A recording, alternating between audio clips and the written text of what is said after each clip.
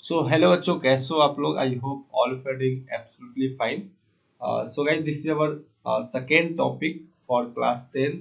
And हमने first topic के अंदर केमिकल रिएक्शंस एंड इक्वेशन को कवर किया, जिसके अंदर हमने ऑलमोस्ट 12 से 13 लेक्चर देखा. ठीक है, और बहुत ही ज़्यादा डिटेल में लेक्चर है. अगर आप किसी कोचिंग में जाते हो नहीं जाते हो, सेल्फ स्टडी कर रहे हो, मतलब वो एक अल्टीमेट लेवल का वीडियोस है वहाँ पे. ठीक है, आप जा करके देखो. और टोटल 12 से 13 लेक्चर में आपका फर्स्ट चैप्टर वो कंप्लीट हो जाएगा. ठीक है, and हमने एनसीईआरटी का लाइन वाइज कवर किया है. ठीक है, तो उसी तरीके से हम लोग इस चैप्टर में भी करने वाले हैं. एंड ये हमारा सेकेंड जो है कि चैप्टर होगा क्लास 10th का, जो कि इलेक्ट्रिसिटी है. एंड ये फिजिक्स के अंदर आता है, तो काफ़ी ज़्यादा इंटरेस्टिंग है और अच्छा भी है और इजी भी है. ठीक है, तो इसको अच्छे से पढ़ेंगे हम लोग. एंड 10th क्लास में ज़्यादा कुछ नहीं पढ़ना है यार. मतलब जब आप आगे जाओगे, ठीक है, तो 10th क्लास में अपने को जो है ज़्यादा कुछ नहीं पढ़ना है. ठीक है, जस्ट इंट्रोडक्शन है इलेक्ट्रिसिटी का, कि चार्जेज वगैरह क्या होते हैं, ओम्स लॉ का स्टेटमेंट्स वगैरह क्या है. इसमें ज़्यादा कुछ नहीं पढ़ना है आप लोगों को, जस्ट इंट्रोडक्टरी टाइप होगा. आगे जब आप क्लास 12th में जाओगे तो वहाँ पे काफ़ी अच्छे से आपको पढ़ने को मिलेगा. एंड जो बच्चे इलेक्ट्रिकल इंजीनियर बनना चाहते हैं, तो उनके लिए काफ़ी जो इम्पोर्टेंट सेक्शन होगा फिजिक्स के अंदर, क्योंकि आगे आपको ये पढ़ना पड़ेगा. ठीक है, if you are willing to pursue electrical engineering, then you have to study this chapter very well, right? So let's start our today's topic, and that is electricity. And ये जो है चैप्टर नंबर 12 है NCERT के अंदर. ठीक है, सो ये आपको कुछ दिख रहा होगा, ये क्या है, सर्किट है ये. ठीक है, एंड इसके अंदर आपको कुछ करंट जाता हुआ, कुछ कर्व सा भी दिख रहा होगा. ठीक है, ठीक है, तो ये जो है आपको ये वाला जो दिख रहा है कुछ ऐसा, इसको अपन रेजिस्टेंस बोलते हैं. रेजिस्टेंस, ठीक है. और ये जो सिंबल है आपका, ये बैटरी का सिंबल है, वोल्टेज जिसके अंदर लेंगे. ठीक है, मतलब आगे ये सब आएगा. ठीक है, ये क्या है, एम्पियर है, एम्पियर मीटर, अमीटर इसको बोलते हैं. जस्ट मैं ऐसे बता रहा हूँ, आगे सबको डिटेल्स में पढ़ने हैं. एंड ये आपका स्विच है. ठीक है, ये स्विच का सिंबल है, स्विच ऑफ, स्विच ऑन, इस तरीके से. एंड ये जो जो आपको एरो दिख रहा है, ये करेंट जा रहा है.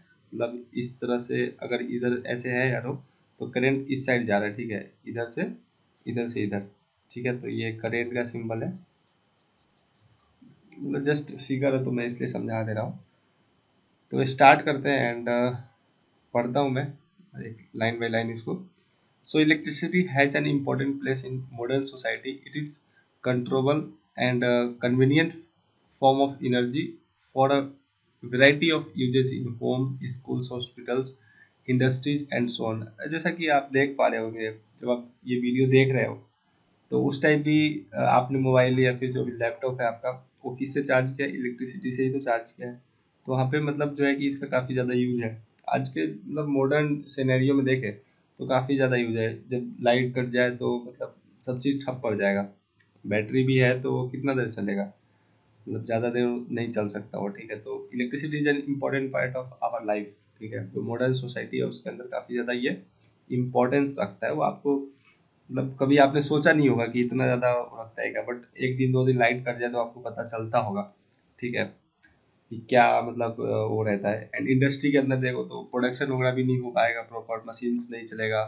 लाइक हॉस्पिटल्स के अंदर है तो जो भी इक्विपमेंट्स वगैरह वर्क कर रही है, जो मतलब पेशेंट को देखने के लिए, वो भी सही से वर्क नहीं कर रही है. स्कूल के अंदर लाइटिंग वाइटिंग जो आप डिजिटल बोर्ड वगैरह पे देखते हो, पढ़ते हो, तो वो सब भी नहीं चलेगा. मतलब काफ़ी जो है ज़्यादा इसका डाइवर्स, काफ़ी डाइवर्स मतलब वो है, इसका यूज़ है. तो इसलिए ये काफ़ी ज़्यादा इम्पोर्टेंस रखता है मॉडर्न सोसाइटी के अंदर. What constitutes electricity? इलेक्ट्रिसिटी है क्या, उसके अंदर क्या होता है? इलेक्ट्रिसिटी, ठीक है, इट्स एन वर्ड. विद्युत धारा इसको हिंदी में बोलते हैं, इलेक्ट्रिसिटी, विद्युत धारा. लेकिन ये एक्चुअली इसके अंदर है क्या? ठीक है, ये क्या क्या चीज़ से बना है? So how does it flow in an electric circuit, ठीक है, मान लीजिए तार है, ये वायर है, अब इसके अंदर कैसे फ्लो करता है अपने को तो पता नहीं है, क्योंकि आपने फर्स्ट टाइम इलेक्ट्रिसिटी से आपका इंट्रोडक्शन हुआ है।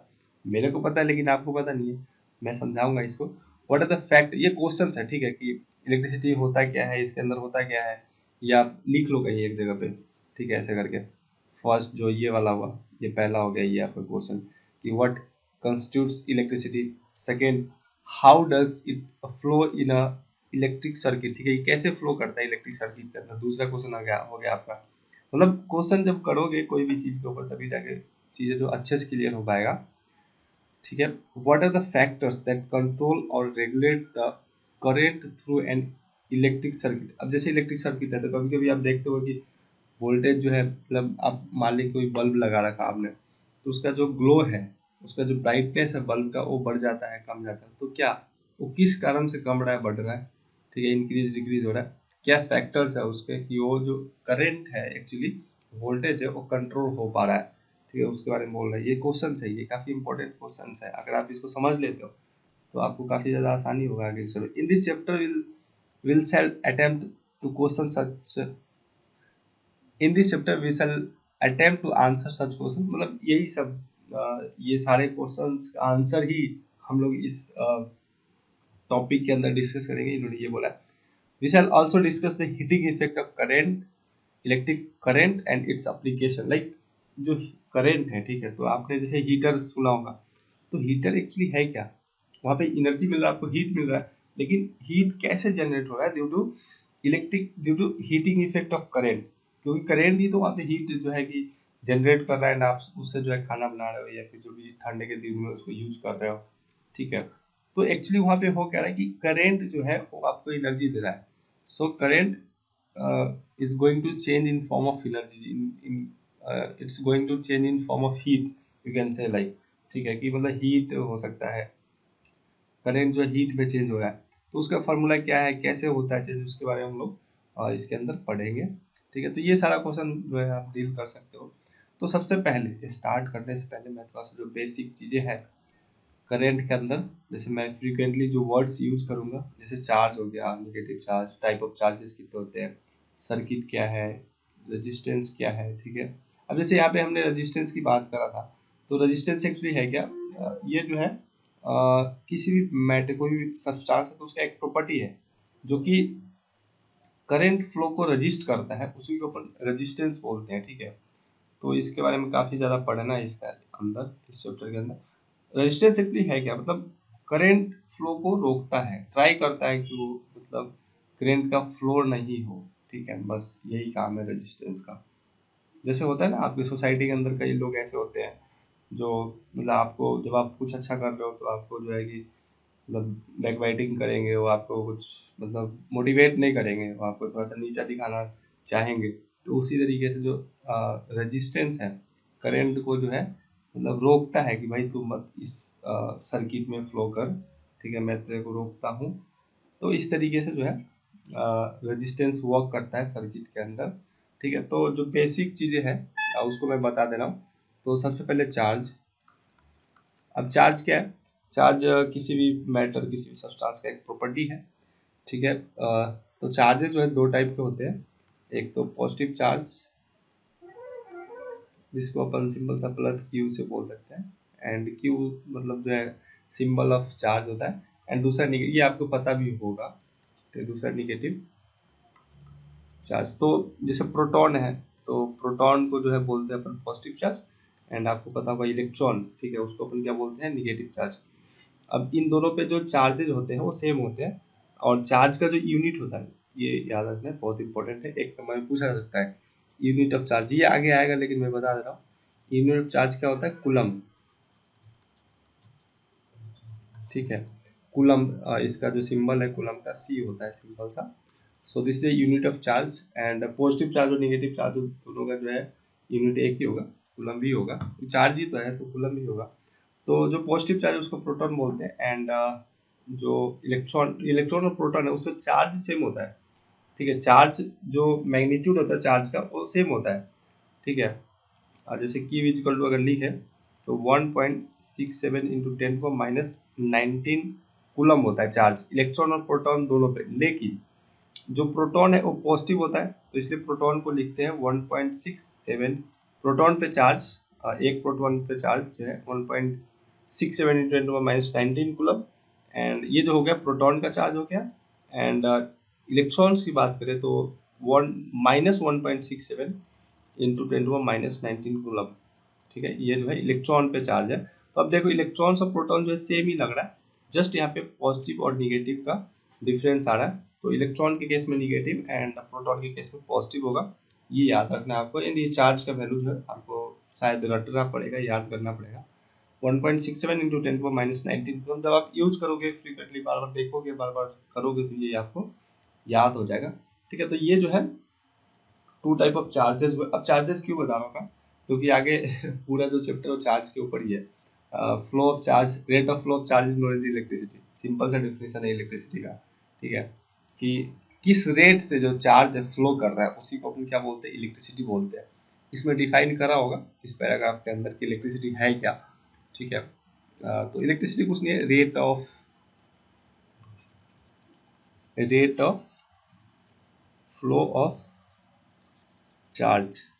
ठीक है, that is known as what, electricity. Current, simple सा current, this is definition of current, rate of flow of charge. ठीक है, अब देखो रेट क्या होता है, रेट के बारे में बात करते हैं। जैसे रेट मैंने बोला, रेट, ये रेट है। अभी इस रेट के बारे में आपको समझ में नहीं आ रहा होगा, तो आपने क्लास नाइन्थ के अंदर आपने वेलोसिटी पढ़ा है, वेलोसिटी के बारे में पढ़ा है, कनेक्ट करके पढ़ो, मजा आएगा। ठीक है, तो वेलोसिटी होता है क्या, displacement upon time. Velocity is equal to displacement upon time. ठीक है, और इसको वेलोसिटी को जो डिफाइन करोगे तो इसको बोलते हैं rate of change of displacement known as velocity. Rate of change of displacement is known as what, velocity. तो उसी तरीके से rate of change of charge बोल सकते हो, या फिर rate of flow of charge बोल सकते हो, rate known as electricity. Same मतलब अपने को रेट से मतलब आपको पता नहीं होगा कि रेट क्या है, क्योंकि आपको अभी पढ़ना नहीं है कि रेट एक्चुअली है क्या। तो रेट जो है ना, रेट को कुछ इस तरीके से लिखता है, जैसे चार्ज है, rate of change of charge, तो इसको ऐसे लिखेंगे d q upon d t. So इसको पढ़ेंगे अपन rate of change of charge, rate of change of charge. ठीक है, और इसी तरीके से अगर डी एस, अगर एस मान लिया डिस्प्लेसमेंट है, d s upon d t हो, तो इसको पढ़ेंगे अपन रेट ऑफ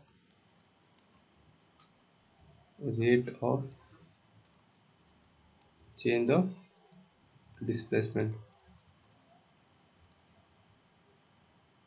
ठीक है, उसी तरीके से अगर अपन एक्सेलरेशन को डिफाइन करें, नाइन्थ के अंदर पढ़ना है एक्सेलरेशन, तो क्या होता है acceleration, rate of change of velocity, that is known as acceleration. ठीक है, तो ये जो है इसको पढ़ेंगे अपन rate of change of acceleration, sorry velocity, rate of change of velocity. ठीक है, तो इस तरीके से जो है अपन rate of change, rate of change मतलब टाइम के साथ चेंज हो रहा हो। ठीक है, टाइम के साथ किस तरीके से चेंज हो रहा है उसी को अपन रेट ऑफ चेंज बोल रहे हैं, मतलब टाइम के साथ किस रेट से वो चेंज हो रहा है। जैसे चार्ज के केस में अगर बात करें, तो चार्ज जो है टाइम के साथ किस रेट से चेंज हो रहा है। ठीक है, और उसी तरीके से डिस्प्लेसमेंट, तो डिस्प्लेसमेंट जो है टाइम के साथ किस रेट से चेंज हो रहा है उसको अपन वेलोसिटी बोलते हैं। ये क्या है, वेलोसिटी है, ये क्या एक्सेलरेशन है, एंड यही क्या है, d q upon d T, इसी को क्या बोलते हैं, करेंट, या फिर डी आई बोलते हैं कभी कभी। मतलब अगर स्मॉल करेंट हो तो मतलब सिंपल सा आप आई लिखो, कंफ्यूज हो जाओगे। ये सिंपल सा फॉर्मूला था, और इससे भी ज्यादा सिंप्लीफाई करो, क्योंकि आपके बुक में ये रेट वाला कॉन्सेप्ट नहीं दे रखा होगा। यहाँ पे जस्ट रेट को जो है कि यूज किया होगा, लेकिन फॉर्मूला रेट ऑफ चेंज के फॉर्म में नहीं दे रखा है। आप समझो, ठीक है, सिंपल सा फॉर्मूला यहाँ पे दे रखा है d q open D T. तो ये जो है आपके लिए अभी बेनिफिटेड है, एंड आपके लेवल में यही क्यू ओपन टी चलेगा, क्योंकि बच्चे को मतलब 10th में बताया नहीं जाता कि रेट ऑफ चेंज क्या होता है, उनको पता नहीं होता, तो इसलिए ये वाला फॉर्मूला नहीं लिखते हैं, एंड अपन यूज करते हैं 10th में यही यूज करते हैं। लेकिन जब आप 12th में जाओगे, 11th में जाओगे, तो ये आपको पढ़ना पड़ेगा, rate of change of charge is known as current, और इसी को जो है वही बोलते हैं, मतलब ठीक है, मतलब charge per unit area, charge per unit time, ये क्या है, क्यों ओपन थी? Charge per unit time. तो यही चीज तो है ये, चार्ज पर यूनिट टाइम। तो मतलब एक ही बात है, रेट ऑफ चेंज इसको समझो। रेट ऑफ चेंज कहने का मतलब कि टाइम के साथ बदलना, ठीक है, टाइम के साथ किस रेट से बदल रहा हो उसी को अपन रेट ऑफ चेंज बोलते हैं। तो अब इसके अंदर कहीं ना कहीं रेट ऑफ चेंज का बात आएगा, तो मैं इसलिए पहले बता दिया हूँ ताकि आपको समझ में आए अच्छे से। ठीक है, तो देखते हैं इस पैराग्राफ में क्या क्या लिखा है इन्होंने। ओके, थोड़ा सा कचरा हो गया, कोई बात नहीं। हाँ, तो current, electric current and circuit दोनों के बारे में इसमें बताएंगे आपको। इलेक्ट्रिक करंट होता क्या है एंड सर्किट, तो इसमें होगा we are family with air current and water current. अब एयर करंट क्या है? जैसे हवा है, ठीक है, तो हवा काफी ज्यादा अगर स्पीड से चल रहा है, जैसे आंधी आ गया, तो वो एक्चुअली है क्या? वो है एयर करंट, उसको बोलेंगे। आंधी, तूफान, ये सब क्या है? Air current. मतलब हवा का जो है कि बहुत ज्यादा स्पीड से फ्लो हो रहा है हवा, ठीक है, एयर, तो उसको अपन एयर करंट बोलेंगे। वाटर करंट, जैसे वाटर करंट मतलब नदी में जाओ, ठीक है, तो जो पानी का फ्लो है तो वो एक्चुअली है क्या? वाटर करंट है। ठीक है, तो आप वाटर करंट और एयर करंट में के बारे में आपको पता है, ठीक है। फिर नेक्स्ट क्या है? We know that the following water constitutes water current in river, जैसे मैंने बता दिया आपको। Similarly if the electric charge, देखो electric charge flows through a conductor, for example through a metallic wire, we say that there is an electric current in conductor. अब ये बोल रहे हैं कि जब चार्ज, इलेक्ट्रिक चार्ज जो है कंडक्टर के थ्रू पास होगा, कंडक्टर से पास होगा, तो उसको अपन बोलेंगे इलेक्ट्रिक करंट इन कंडक्टर। उस कंडक्टर के अंदर इलेक्ट्रिक करंट है, ये बोल रहे सिंपल सा कि आपके पास ये मान लीजिए कोई कंडक्टर है, ठीक है, ये मेटालिक वायर हो सकता है, इसके अंदर चार्ज का फ्लो हो, ठीक है, तो इस कंडक्टर के अंदर अपन बोलेंगे कि इलेक्ट्रिक करंट फ्लो कर रहा है, इलेक्ट्रिक करंट है, ठीक है। In a torch, we know that the cell or a battery when placed in proper order provide flow of charge or an electric current through the torch bulb to glow। मतलब अब जब torch, जब आप उसको switch on करते हो तो वहाँ पे ग्लो करता है, क्योंकि वहाँ पे सर्किट्स वगैरह सही से लगे होते हैं, तो मतलब जो करंट प्रोवाइड करता है, देन वो जो है वहाँ से आपको लाइट मिलता है। We have also seen that the light torch gives light only when it switch on। जब स्विच ऑन करते हैं तभी तो टॉर्च चलता है, क्योंकि वहाँ पे सर्किट कंप्लीट होता है उस केस में, ठीक है। अभी देखेंगे सर्किट क्या होता है। What does a switch do? A switch make a conducting link between the cells and the bulb। अब जैसे देखना, उसको खोल के भी देखना, तो क्या होता है कि उसमें सर्किट कंप्लीट होता है। सर्किट जो है कि कंप्लीट होकर के वहाँ पे बल्ब जो है आपको जो है लाइट देगा, क्योंकि वहाँ पे जो स्विच है वो टच करता है एंड देन फिर आपको लाइट मिलता हो। स्विच में कंडक्टर लिंक, ठीक है, ये continuous close path of the electric current is called and circuit, ठीक है। क्लोज पाथ बहुत इंपॉर्टेंट है, सर्किट होने के लिए क्लोज पाथ होना चाहिए, ठीक है। इलेक्ट्रिक करंट का जो क्लोज पाथ होगा उसी को अपन सर्किट बोलेंगे। जैसे यहाँ पे देखो, ये वाला क्या है? ये क्लोज पाथ है, कहीं से आपको खाली दिख रहा है? नहीं, ये क्लोज पाथ है, तो इसलिए इसको बोलेंगे सर्किट। अगर ये खुला होता है, ये हटा दो, ये वाला, ये पूरा हटाई दो, कुछ नहीं, तो ये सर्किट कंप्लीट नहीं होगा, ये सर्किट नहीं होगा, इलेक्ट्रिक सर्किट नहीं होगा ये, तो ऐसे करंट भी पास नहीं करेगा। करंट पास होने के लिए क्लोज सर्किट होना चाहिए, ठीक है। करंट मतलब पास होने के लिए, फ्लो ऑफ करंट जो है होने के लिए आपको सर्किट क्लोज होना चाहिए, ये आप ध्यान में रख लो, इसको याद कर लो, ठीक है। जब तक क्लोज सर्किट नहीं होगा तब तक जो है करंट पास नहीं होगा, एंड वहाँ पे करंट होगा ही नहीं, ठीक है, अगर वो क्लोज सर्किट नहीं फॉर्म करेगा तो, ठीक है। फिर नेक्स्ट वही स्विच वाला दे रखा है। Now if the circuit is broken anywhere, कहीं भी टूटा हुआ हो, और तो सर्किट सर्किट अगर ब्रोकन है, मान ली कि ये है, ठीक है, ये सर्किट है, यहाँ से तोड़ दिया मैंने, तो यहाँ से तोड़ दिया मतलब ये हट गया, तो इसका यहाँ से यहाँ तक कनेक्शन तो हट गया ना, मतलब ये दोनों एंड जुड़े नहीं है, मतलब वहाँ पे इसको बोल सकते हैं स्विच इज ऑफ, मतलब स्विच को ऑफ कर दिया गया, सर्किट को डिसकनेक्ट किया गया है, ठीक है। The current stops following and the bulb does not glow. अब वहाँ पे सर्किट कंप्लीट ही नहीं होगा, मतलब करंट जो है पास ही नहीं होगा, तो वहाँ पे क्या होगा? बल्ब जलेगा क्या? नहीं, बल्ब तो जलेगा ही नहीं, ठीक है। तो सर्किट कंप्लीट होना चाहिए, क्लोज सर्किट होगा तभी जाके करंट फ्लो होगा, एंड वहाँ पे जो है आपको मतलब चार्ज का फ्लो दिखेगा एंड करंट का जो भी फ्लो दिखेगा, एंड फिर आपको लाइट वाइट जो भी है मिलेगा, जो भी सिस्टम होगा वो वर्क करेगा। तो विदाउट कंप्लीशन ऑफ सर्किट जो है कुछ नहीं होने वाला, आपको क्लोज सर्किट होना चाहिए करंट फ्लो होने के लिए, ये है इंपॉर्टेंट पॉइंट है। How do we express electric current? Electric current is expressed by, देखो यहाँ पे इलेक्ट्रिक करंट का जो है डिफिनीशन है, the amount of electric current is expressed by the amount of charge following through a particular area in unit time. अब जैसे देखो ये आपका मान ली कि वायर है, ये वायर को मैंने थोड़ा सा इनलार्ज कर दिया उसका क्रॉस सेक्शन को, ताकि आपको पता चले। तो ये जो है यहाँ से फ्लो ऑफ चार्ज, ठीक है, through this cross section that is known as electric current in unit time, ठीक है। चार्ज का फ्लो होना चाहिए किसी पर्टिकुलर क्रॉस सेक्शन से एंड इन यूनिट टाइम, ठीक है, मतलब charge per unit time that is flow of charge per unit time that is known as क्या, करंट, ठीक है। Charge per unit time that is known as current. अब charge का फ्लो होगा तभी तो करंट होगा, तो इसलिए flow of charge per unit time that is known as current, simple सा। In other word it is rate, अब देखो यहाँ पे रेट यूज हुआ, it is rate of flow of electric charge. अब रेट का मतलब जब तक मैं समझाता नहीं तब तक आपको कैसे आता है ये समझ में, रेट ऑफ फ्लो होता है क्या है। तो रेट को जो है ऐसे लिखते हैं, rate of flow of charge that is known as current. तो इसको ऐसे लिखो या फिर ऐसे लिखो, बात एक ही है, ठीक है। D q upon t t equal to I, या फिर q upon t equal to I. अब सिंपल ये डी क्यू क्या है, जब आप 11th में जाओगे तब जो है समझ में आएगा। ये डी क्यू एक्चुअली डिफरेंशिएशन और इंटीग्रेशन होता है, जो कि आपको हायर क्लासेस में पढ़ने, आपको अभी नहीं पढ़ने। जैसे आपको याद रखो कि ये D q open D T मतलब इस ये जो है rate of change of charge दिखा रहा है, तो इसी को अपन करंट बोल रहे हैं, ठीक है। In circuit using metallic wire electrons constitutes the flow of charges.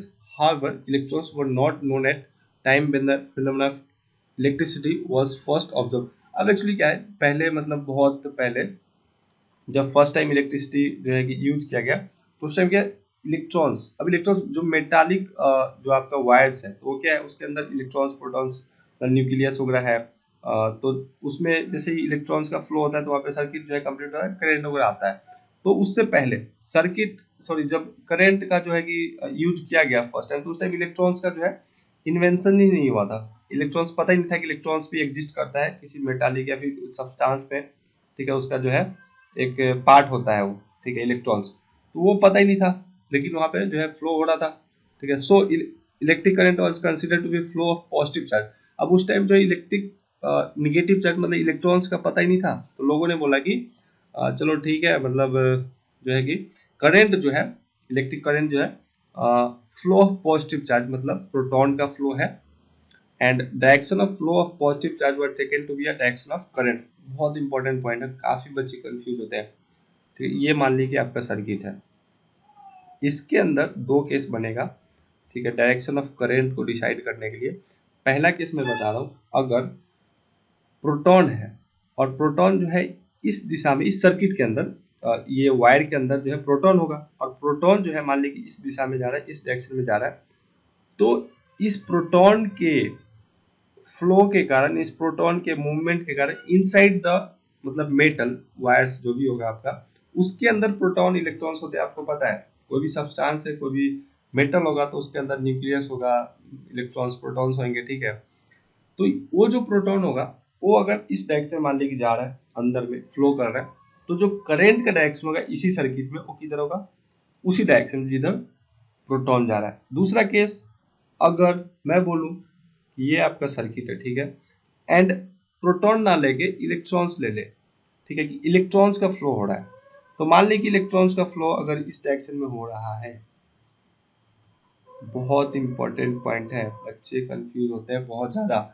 Electrons का फ्लो अगर इस डायरेक्शन में हो रहा है तो करंट जो होगा इस इलेक्ट्रॉन्स का इसी सर्किट के अंदर तो होगा, इलेक्ट्रॉन्स जो है, सॉरी, इसी मेटालिक वायर के अंदर ही तो होगा।